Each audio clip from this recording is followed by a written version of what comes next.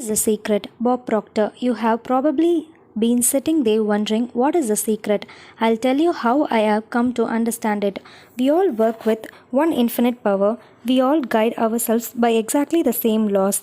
The natural laws of the universe are so precise that we don't even have any difficulty building spaceships. We can send people to the moon and we can time the landing with the precision of a fraction of a second. Whenever you are India, Australia, New Zealand, Stockholm, London, Toronto, Montreal, or New York, we are all working with one power, one law. It's attraction. The secret is the law of attraction. Everything that's coming into your life, you are attracting into your life, and it's attracted to you by virtue of the images you are holding in your mind. It's what you are thinking. Whatever is going on in your mind, you are attracting to you. Every thought of yours is a real thing, a force. Prentice Mulford, 1834 to 1891. The greatest teachers who have ever lived have told us that the law of attraction is the most powerful law in the universe. Poets such as William Shakespeare, Robert Browning, and William Blake delivered in their poetry. Musicians such as Ludwig van Beethoven expressed it through their music. Artists such as Leonardo Vinci depicted in it their paintings. Great thinkers including Socrates, Plato, Ralph Waldo Emerson, Pythagoras, Sir Francis Bacon, Sir Isaac Newton, John Wolfgang von Goethe, and Victor Hugo shared it in their writings and teachings. Their names have been immortalized and their legendary existence has survived centuries. Religions such as Hinduism, Hermetic traditions, Buddhism, Judaism, Christianity, and Islam, and civilizations such as the ancient Babylonians and Egyptians delivered it through their writings and stories. Recorded throughout the ages in all its form, the law can be found in ancient writings through all the centuries. It was recorded in the stone in 3000 BC. Even though some coveted this knowledge, and indeed they did, it has always been there for anyone to discover. The law began at the beginning of time. It has always been and will always be. It is the law that determines the complete order in the universe. Every moment of your life and every single thing you experience in your life, it does not matter who you are or where you are. The law of attraction is forming your entire life experience, and this is all powerful law is doing that through your thoughts. You are the one who calls the law of attraction into action, and you do it through your thoughts.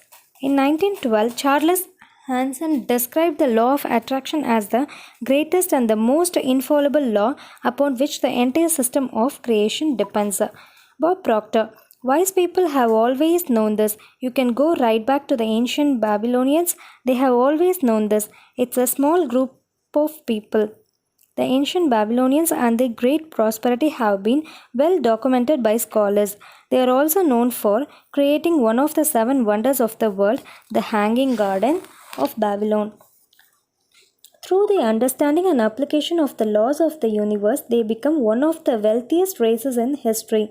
Bob Proctor, why do you think that 1% of the population earns around 96% of all the money that's being earned? Do you think that's an ancient? It's designed that way. They understand something, they understand the secret, and now you're being introduced to the secret.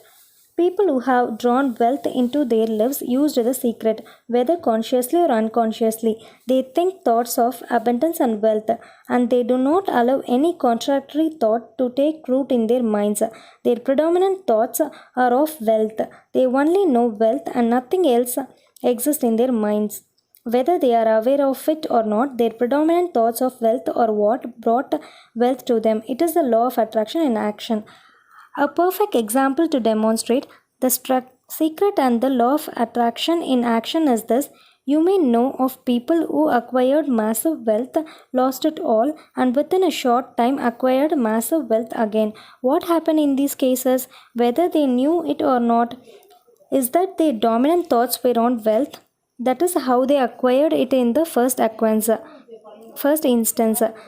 Then they allowed fearful thoughts of losing the wealth to enter their minds until those fearful thoughts of lose became their dominant thoughts. They tipped the scales from thinking thoughts of wealth to thinking thoughts of loss, and so they lost it all. Once they had lost it, however, the fear of loss disappeared, and they tipped the scales back with dominant thoughts of wealth, and wealth returned. The law responds to your thoughts, no matter what they may be.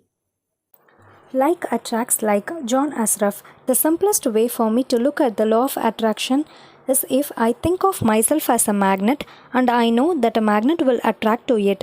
You are the most powerful magnet in the universe. You contain a magnetic power within you that is more powerful than anything in this world, and this is unfathomable magnetic power is emitted through your thoughts. Bob Doyle. Basically put, the law of attraction says that like attracts like, but we are really talking at a level of thought. The law of attraction says like attracts like, and so you think a thought, you are also attracting like thoughts to you. Here are more examples you may have experienced of the law of attraction in your life.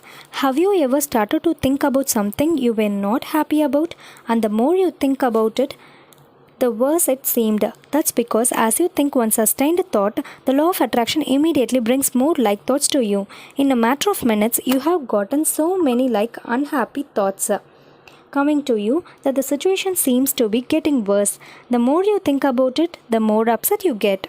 You may have experienced attracting like thoughts when you listened to a song and then found that you could not get the song out of your head. The song just kept playing over and over in your mind. When you listen to that song, even though you are not have realized it, you give your full attention and focus of thought to it. As you did that, you were powerfully attracting more like thoughts of the song. And so the law of attraction moved into action and delivered more thoughts of that song over and over again. John Asraf. Our job as human is to hold on to the thoughts of what we want, make it absolutely clear in our minds what we want, and from that we start to invoke one of the greatest law in the universe, and that's the law of attraction. You become what you think about most, but you also attract what you think about most.